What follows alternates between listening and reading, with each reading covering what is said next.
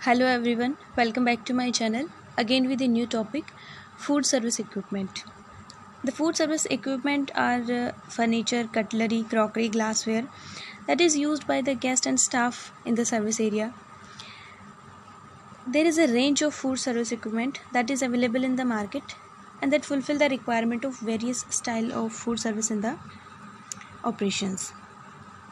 Atmosphere of dining area in a fine dining restaurant, luxury restaurant or a popular restaurant is greatly influenced by the quality of equipment in use, and the efficiency of the food service staff also depend on the equipment available to carry out the work assigned to them.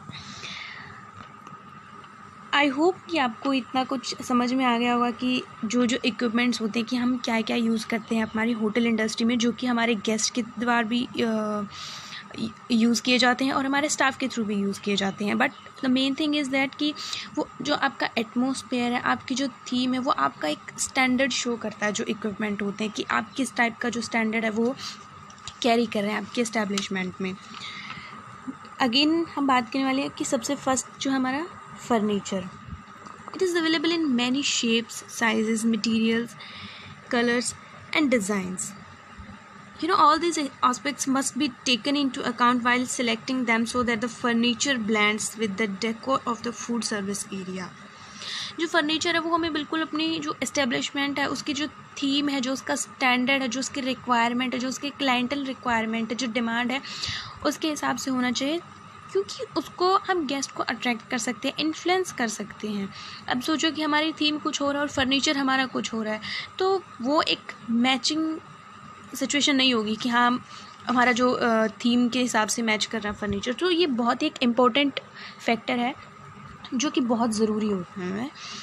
Furniture occupy the maximum service area, क्योंकि जो furniture है वो ऐसा होना चाहिए कि जो हमारा मैक्सिमम सर्विस एरिया है उसको ऑक्यूपाई कर ले, कहीं पे भी खाली खाली सा नहीं रहे. और जो ऑक्यूपाई करेगा उसमें सीटिंग कैपेसिटी भी होनी चाहिए हमारी. Common items of furniture found in food service area, tables, chairs and side boards. Obviously जो F&B सर्विस होती है, जो आउटलेट होता है F&B सर्विस, उसमें जो फूड सर्विस मेनली क्या होती है, हमारी टेबल्स होते हैं. फर्नीचर में जो आती हैं वो टेबल्स हैं, चेयर्स हैं और साइड बोर्ड्स हैं. अब बात करते हैं हम रेस्टोरेंट टेबल्स के बारे में. जो सबसे बहुत एक मोस्ट इम्पॉर्टेंट थिंग जो होती है कि हाँ हमें रेस्टोरेंट की टेबल्स को सिलेक्शन के टाइम पे हमें क्या क्या चीज़ें हमारे दिमाग में होनी चाहिए.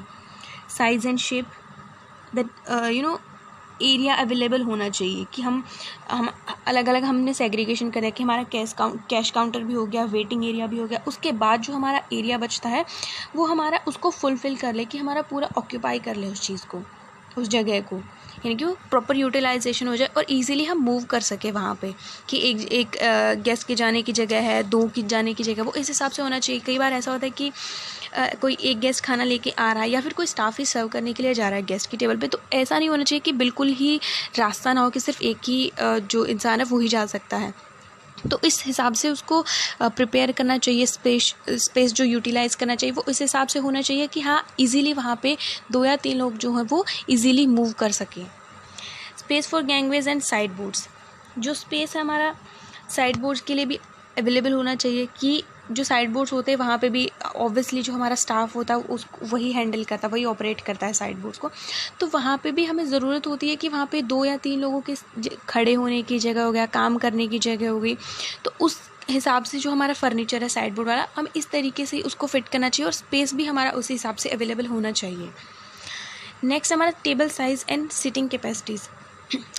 Also it's a very important factor that we need to keep in our mind while selecting the table.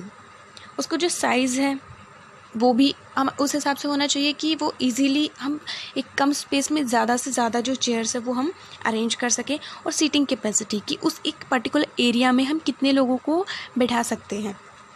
हमारे डिफरेंट टाइप्स की चेयर होती है. सोफ़ा कम टेबल चेयर हो गई, फिर एक नॉर्मल चेयर भी हो गई, कि उस पर कितने लोग एडजस्ट हो सकते हैं. ये आप देख सकते हैं किस टाइप की चेयर्स होती हैं इमेज में.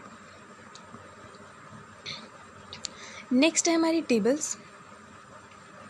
जो टेबल्स है वो हमारी 2 टाइप्स में डिवाइड की गई हैं. एक है हमारा टेबल टॉप, एक है हमारा टेबल बेस. टेबल टॉप्स जो एक डिफरेंट मटेरियल का बना हुआ होता है, वुड, मिका, ग्लास, स्टोन, ये जो आप देख रहे हैं यहाँ पे, ये हो गया हमारा टेबल टॉप और ये हो गया हमारा टेबल बेस।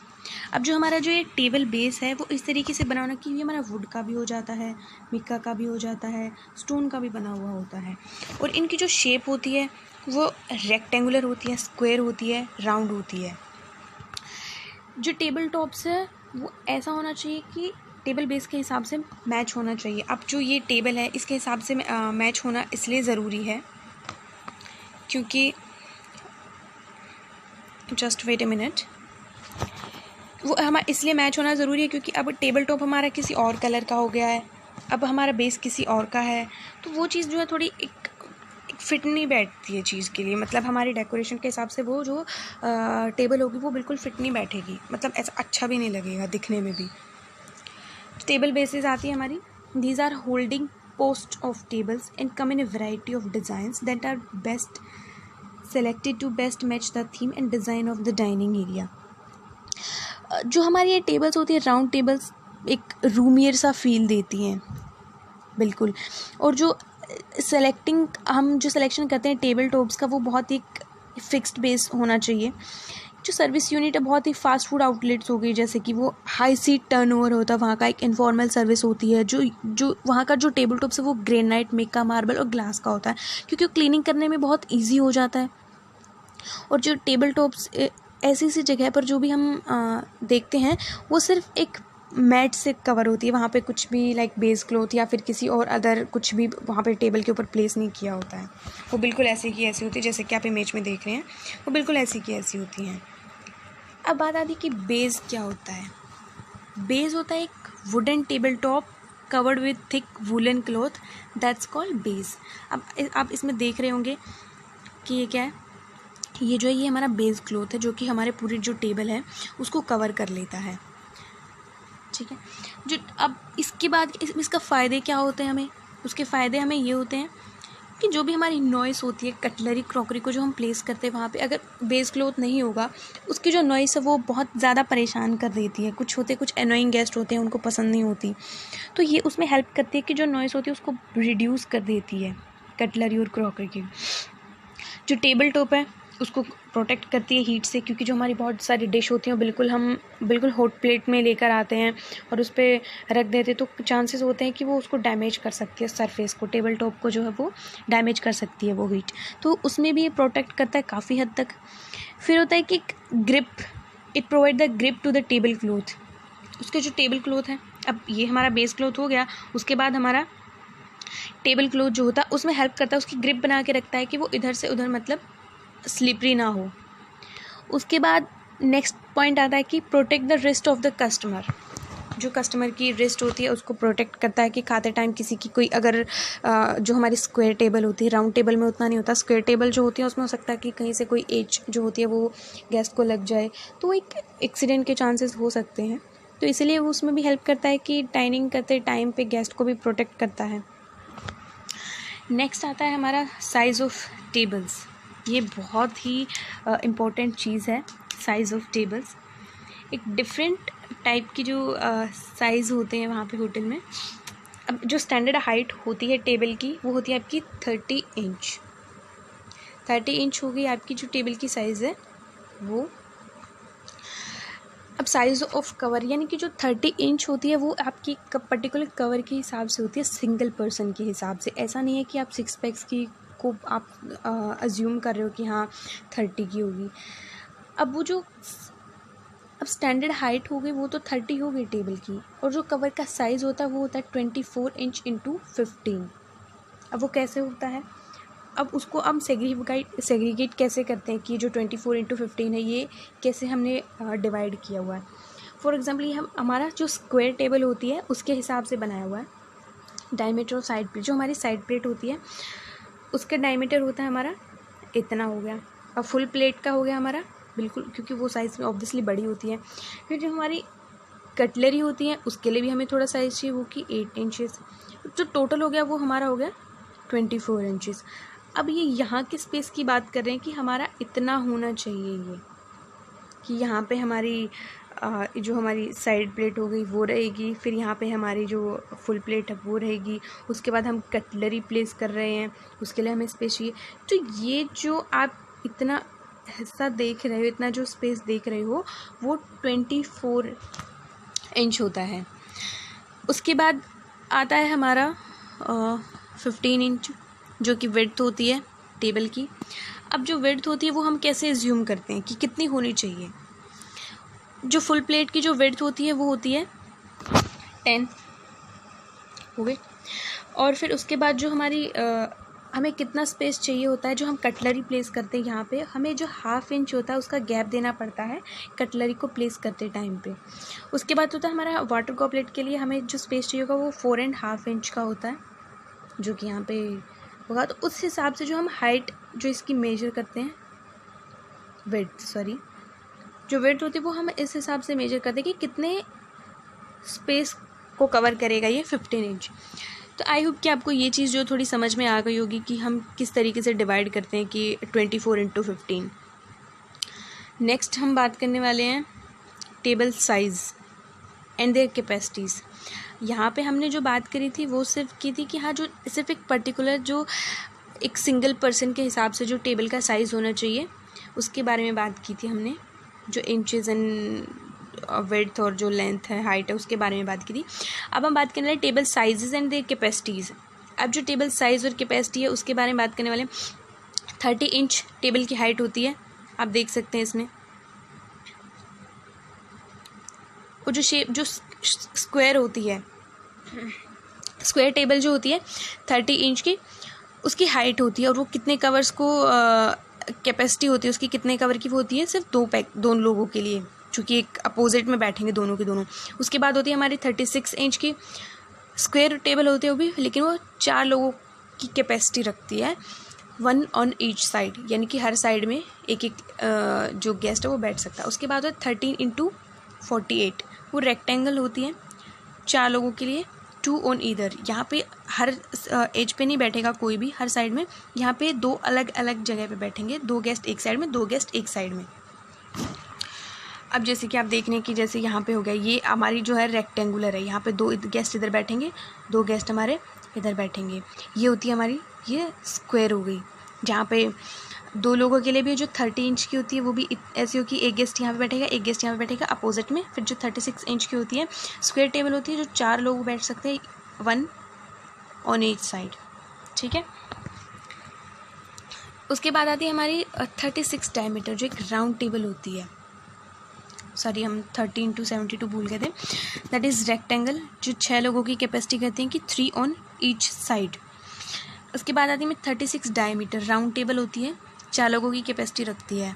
नेक्स्ट हमारा 48 डायमीटर, राउंड टेबल होती है, वो भी 5 लोगों की कैपेसिटी होती है उस टेबल में। नेक्स्ट आती है हमारी 60 डायमीटर, राउंड टेबल होती है, 8 लोगों की कैपेसिटी रखती है। अब जो राउंड टेबल होती है वो मोस्टली रेस्टोरेंट में नहीं होती है। रेस्टोरेंट में वो इसलिए नहीं होती क्योंकि उसका जो साइज़ है वो भी बहुत ज़्यादा बड़ा होता है और गेस्ट इतने आते नहीं है, कोई कपल आता है, फैमिली आती है, तभी वहाँ पे ऐसी टेबल्स की ज़रूरत पड़ती है। लेकिन उसके लिए भी हमें एक अलग से अरेंजमेंट किया होता है कि हम सोफ़ा टेबल जो है फैमिलीज़ को ऑफ़र कर देते हैं। जो हमारी राउंड टेबल होती हैं, जो 60 डायमीटर वाली जो 8 की कैपेसिटी रखती है, वो हमारी बैंक्वेट में होती हैं, क्योंकि बैंक्वेट जो है बहुत ज़्यादा गेस्ट को, जो बल्क में बहुत ज़्यादा बहुत ज़्यादा गेस्ट को हैंडल करता है, तो इसलिए this kind of table available होते हैं। नेक्स्ट हमारी रेस्टोरेंट चेयर्स। अब जो रेस्टोरेंट चेयर्स हैं वो एक बहुत ही इम्पोर्टेंट रोल प्ले करती हैं। एक आई अपील के लिए भी अच्छी होनी चाहिए। और जो ये गेस्ट होती हैं चेयर होती हैं, वो वुडन फ्रेम की बनी होती है और मेटल फ्रेम की बनी हुई होती हैं। वुडन फ्रेम की जो चेयर्स होती है एक बहुत ही डिस्टिंक्ट स्टाइल देती हैं, एक सेंस ऑफ ट्रेडिशन, एक क्लास ऑफ एस्टेब्लिशमेंट, वो इस टाइप की होती हैं। एक बहुत ही नेचुरल कलर्स जो होता है वुडन में होता है, क्योंकि हम उसके ऊपर कुछ दूसरा कलर नहीं कर सकते, वो ऑब्वियसली बहुत अजीब सी लगेगी वुडन की चेयर। तो वुडन की चेयर पे सिर्फ एक ही उसका स्टाइल अलग अलग हो सकता है, लेकिन जो एक वुडन का कलर होता है वो बिल्कुल फिक्स रहता है। एक बहुत ही एलिगेंट एसेंट थीम को जो है वो रिप्रेजेंट करती है। जो वुडन चेयर्स होती हैं वो बहुत ही वैरायटी में अवेलेबल होती हैं। लाइक बैक रेस्ट स्टाइल हो गया, पैटर्न हो गए, शेप्स हो गई। वहीं अगर बात करें हम मेटल चेयर की, जो मेटल चेयर होती है एक मॉडर्न सा और स्लीक लुक प्रोवाइड करवाती हैं एस्टेब्लिशमेंट को in comparison of wooden chair. जो मेटल रेस्टोरेंट चेयर होती हैं वो पेंटेड होती हैं और एक बहुत ही वाइड वैरायटी में आती हैं। एक सीट कवर हो गया, बैक रेस्ट कवर, ऑप्शंस जो वो अवेलेबल होती हैं उसमें। वो there are also a variety of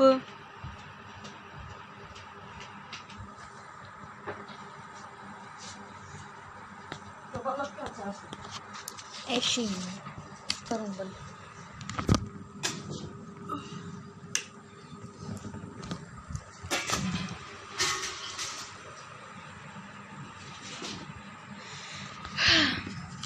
there is a variety of nice shapes, planning decor,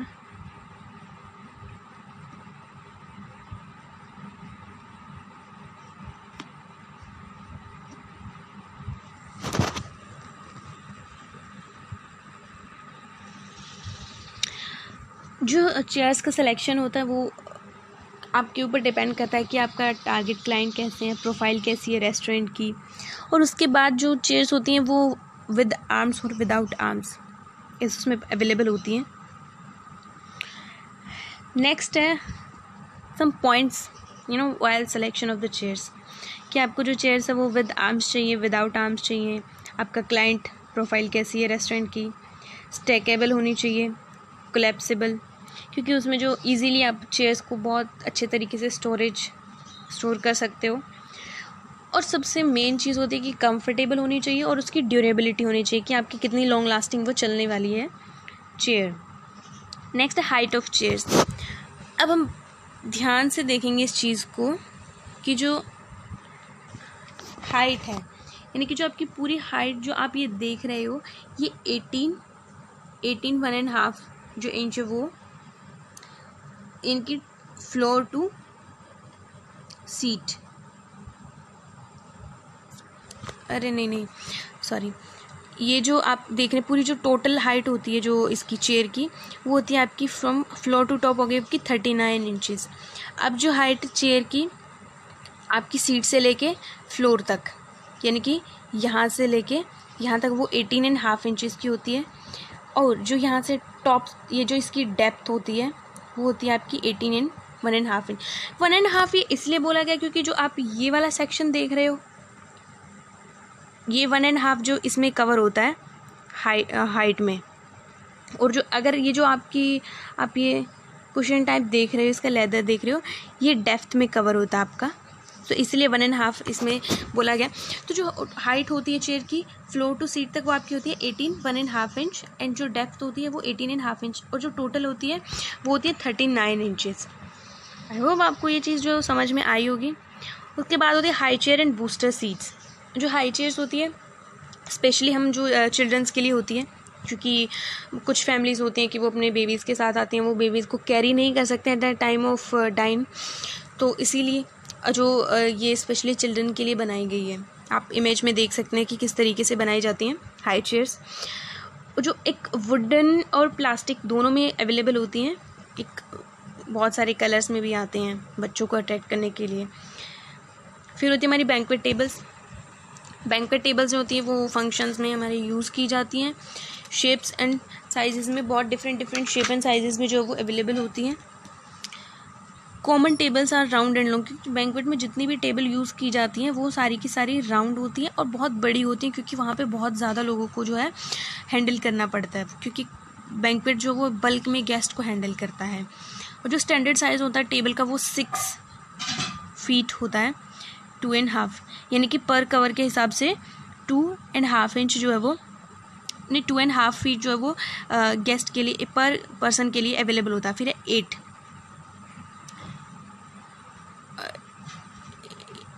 8 feet की जो टेबल होती है वही गेस्ट के लिए अवेलेबल होती है। It accommodates 8 covers. ये जो है हमारी जो 6 फीट और 8 फीट की जो टेबल होती हैं वो ये कवर करती हैं 8 लोगों को।